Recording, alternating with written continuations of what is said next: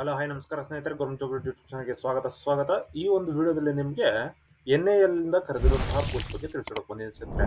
So NAL ಅಲ್ಲಿ ನಿಮಗೆ project assistant, project associate ಹುದ್ದೆಗಳನ್ನ ಕರೆದಿದ್ದಾರೆ. 48 ಹುದ್ದೆಗಳಿದಾವೆ ಸ್ನೇಹಿತರೆ. ಸೊ ಆದಷ್ಟು ಬೇಗ ಅಪ್ಲಿಕೇಶನ್ ಅಪ್ಲೈ ಮಾಡ್ಕೊಳ್ಳಿ ಸ್ನೇಹಿತರೆ. ಇನ್ನು ನೀವು ನಮ್ಮ ಯೂಟ್ಯೂಬ್ ಚಾನಲ್ನ ಸಬ್ಸ್ಕ್ರೈಬ್ ಮಾಡ್ಕೊಂಡಿಲ್ಲ ಅಂದ್ರೆ ಈಗಲೇ ಸಬ್ಸ್ಕ್ರೈಬ್ ಮಾಡ್ಕೊಳ್ಳಿ. ಹಾಗೆ ಟೆಲಿಗ್ರಾಮ್, ವಾಟ್ಸ್ಆಪ್ ಗ್ರೂಪ್ ಕೂಡ ಜಾಯ್ನ್ ಆಗ್ಬೋದು. ಅಲ್ಲಿ ಕೂಡ ಲೇಟೆಸ್ಟ್ ಅಪ್ಡೇಟ್ಸ್ ಬಿಡ್ತಾ ಇರ್ತೀವಿ ಸ್ನೇಹಿತರೆ. ಓಕೆನಾ? ಸೊ ನೋಡಿ, ಸ್ಟಾರ್ಟ್ ಮಾಡೋಣ. CSIR NAL ರಿಕ್ರೂಟ್ಮೆಂಟ್ 2026 ಸ್ನೇಹಿತರೆ. ಸೊ NAL ಅಂತ ಹೇಳಿದ್ರೆ ಏನು ಅಂತ ಹೇಳಿದ್ರೆ ನ್ಯಾಷನಲ್ ಏರೋಸ್ಪೇಸ್ ಲ್ಯಾಬೊರೇಟರಿ ಆಗಿರುತ್ತೆ ಸ್ನೇಹಿತರೆ ಇದು. ಸೊ ಬೆಂಗಳೂರಲ್ಲಿ ಇರುವಂತದ್ದು ಪ್ರಾಜೆಕ್ಟ್ ಅಸಿಸ್ಟೆಂಟ್ ಮತ್ತು ಪ್ರಾಜೆಕ್ಟ್ ಅಸೋಸಿಯೇಟಿವ್ ಹುದ್ದೆಗಳಿಗೆ ಕರೆದಿದ್ದಾರೆ ಸ್ನೇಹಿತರೆ. ಓಕೆನಾ? ಸೊ 48 ಹುದ್ದೆಗಳಿದಾವೆ. ಸೊ ಯಾರೆಲ್ಲ ಅಪ್ಲಿಕೇಶನ್ ಅಪ್ಲೈ ಮಾಡ್ಬೋದು ಏನಂತ ಫುಲ್ ಡೀಟೇಲ್ಸ್ ನಿಮಗೆ ತಿಳಿಸ್ಕೊಡ್ತೀನಿ ಸ್ನೇಹಿತರೆ. ಈ ಒಂದು ವಿಡಿಯೋನ ಕಂಪ್ಲೀಟ್ ಆಗಿ ನೋಡಿ ಸ್ನೇಹಿತರೆ. ಓಕೆನಾ? ಸೊ ಪ್ರಾಜೆಕ್ಟ್ ಅಸಿಸ್ಟೆಂಟ್ ಮತ್ತು ಪ್ರಾಜೆಕ್ಟ್ ಅಸೋಸಿಯೇಟಿಗೆ 48 ಹುದ್ದೆಗಳಿದಾವೆ. ಇದು ಟೆಂಪ್ರರಿ ಕಾಂಟ್ರಾಕ್ಟ್ ಬೇಸ್ ಅಲ್ಲಿ ಇರುತ್ತೆ ಸ್ನೇಹಿತರೆ. ಇದು ಗೌರ್ಮೆಂಟ್ ಆಫ್ ಇಂಡಿಯಾದಲ್ಲಿ ಇರುವಂತಹ NAL ಇದು. ಓಕೆನಾ? ಸೊ ನ್ಯಾಷನಲ್ ಏರೋಸ್ಪೇಸ್ ಲ್ಯಾಬೊರೇಟರಿಯಲ್ಲಿ ಕರೆದಿರುವಂತಹ ಹುದ್ದೆ ಇದು. ಸೊ ವಾಕ್ ಇನ್ ಇಂಟರ್ವ್ಯೂ ಇರುತ್ತೆ, ಆಫ್ಲೈನ್ ಇರುತ್ತೆ ಸ್ನೇಹಿತರೆ. ಯಾವುದೇ ರೀತಿಯ ಎಕ್ಸಾಮ್ ಇಲ್ಲ, ಡೈರೆಕ್ಟ್ ನೀವು ವಾಕ್ ಇನ್ ಇಂಟರ್ವ್ಯೂ ಇರುತ್ತೆ ಸ್ನೇಹಿತರೆ. ಇಂಟರ್ವ್ಯೂ ಡೇಟ್ಸ್ ಅಂತ ಹೇಳೋದಾದ್ರೆ ಸೊ 19th, 22, 24 ಅಂಡ್ 29 ಜೂನ್ 2026 ಸ್ನೇಹಿತರೆ. ಸೊ ಇನ್ನು 29th ಜೂನ್ ವರ್ಗು ಇನ್ನೊಂದು ಡೇಟ್ ಇದೆ ಸ್ನೇಹಿತರೆ. ಓಕೆನಾ? ಏಜ್ ಲಿಮಿಟ್ ಬಂದು 35 ವರ್ಗೂ ಇದೆ. ಸ್ಯಾಲರಿ ಬಂದು ನಿಮಗೆ 20,000 to 35,000 ಪ್ಲಸ್ HRA ಕೊಡ್ತಾರೆ ಸ್ನೇಹಿತರೆ. ಓಕೆನಾ? ಸೊ ಕಾಂಟ್ರಾಕ್ಟ್ ಬೇಸ್ ಅಲ್ಲಿ ಯಾವಾಗಲೂ HRA ಏನು ಕೊಡ್ತಾ ಇರಲಿಲ್ಲ. ಸೊ ಈ ಟೈಮಲ್ಲಿ ಇದರಲ್ಲಿ ನಿಮಗೆ HRA ಕೂಡ ಸಿಗುತ್ತೆ ಸ್ನೇಹಿತರೆ. ಓಕೆ? ಸೊ ನೋಡಿ, walk in interview start date ಬಂದು 19th ಜೂನ್ ಇಂದ ಸ್ಟಾರ್ಟ್ ಆಗಿದೆ. ಸೊ ಲಾಸ್ಟ್ ಡೇಟ್ ಬಂದು 29th ಜೂನ್ ವರ್ಗೂ ಇದೆ ಸ್ನೇಹಿತರೆ.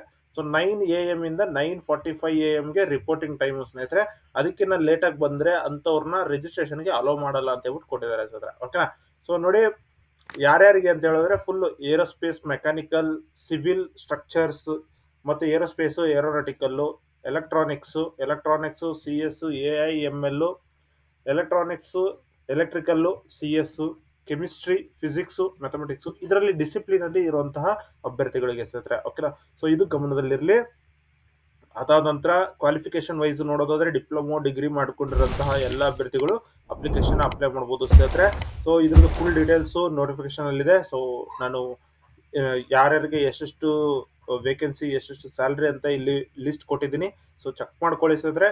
ವಿಡಿಯೋ ದೊಡ್ಡದಾಗಬಾರ್ದು ಅಂತ ಹೇಳ್ಬಿಟ್ಟು ಈ ರೀತಿ ಸ್ಕಿಪ್ ಮಾಡ್ತಾ ಇದ್ದೀನಿ ಅದನ್ನ. ಹಾಗೆ ಏಜ್ ಲಿಮಿಟ್ ನೋಡೋದಾದ್ರೆ 35 ಇಯರ್ಸ್ ವರೆಗೂ ಏಜ್ ಲಿಮಿಟ್ ಕೊಟ್ಟಿದ್ದಾರೆ.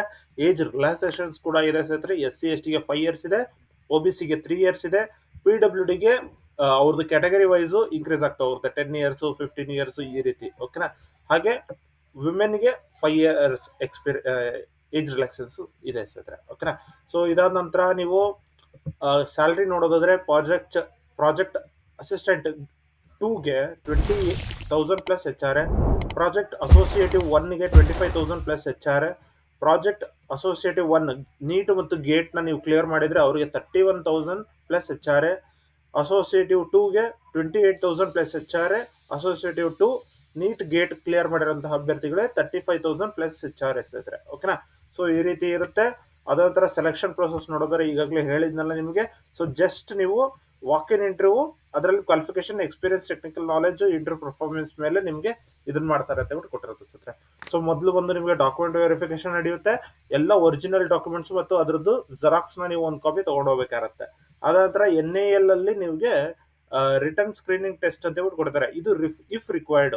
ಸೊ ಈ ಒಂದು ಜಾಬ್ ಅಲ್ಲಿ ನಿಮಗೆ ಈ ರಿಟರ್ನ್ ಟೆಸ್ಟ್ ಇಲ್ಲ ಸ್ನೇಹಿತರೆ. ಓಕೆನಾ? ಇದು ಗಮನದಲ್ಲಿರಲಿ. ಆದ ನಂತರ ವಾಕ್ ಇನ್ ಇಂಟರ್ವ್ಯೂ ಇರುತ್ತೆ. ವಾಕ್ ಇನ್ ಇಂಟರ್ವ್ಯೂ ಆದ ನಂತರ ನಿಮಗೆ ಡೈರೆಕ್ಟ್ ಆಗಿ ಸೆಲೆಕ್ಷನ್ ಪ್ರೊಸೆಸ್ ಮುಗಿಯುತ್ತೆ ಸ್ನೇಹಿತರೆ. ಓಕೆನಾ? ಸೊ ಯಾರ್ಯಾರು ವಾಕ್ ಇನ್ ಇಂಟರ್ವ್ಯೂ ಅಲ್ಲಿ ನೀವು ಕರೆಕ್ಟ್ ಆಗಿ ಪರ್ಫಾರ್ಮ್ ಮಾಡಿರ್ತೀರೋ ಅಂತ ಒಂದು ಅಭ್ಯರ್ಥಿಗಳು ಈ ಒಂದು ಜಾಬ್ ನ ನೀವು ತಗೋಬಹುದಾಗಿರುತ್ತೆ ಸ್ನೇಹಿತರೆ. ಓಕೆನಾ?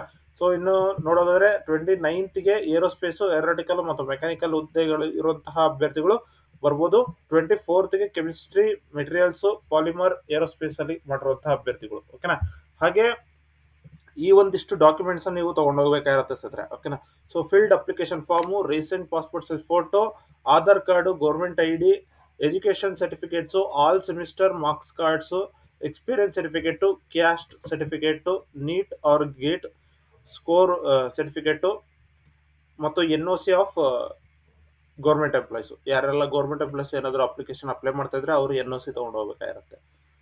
ಸೊ ಈ ರೀತಿ ಇದೆ. ಅದಂತರ ನಿಮಗೆ ಯಾವುದೇ ರೀತಿಯ ಅಪ್ಲಿಕೇಶನ್ ಫೀ ಇಲ್ಲ ಸ್ನೇಹಿತರೆ ಇದಕ್ಕೆ, ಓಕೆನಾ. ಸೊ ಮತ್ತು TADA ಕೊಡೋದಿಲ್ಲ, ನೀವು ಅಕೊಮಿಡೇಷನ್ ಮತ್ತು ಟ್ರಾವೆಲ್ನ ನೀವೇ ನೋಡ್ಕೋಬೇಕಾಗಿರುತ್ತೆ ಸ್ನೇಹಿತರೆ.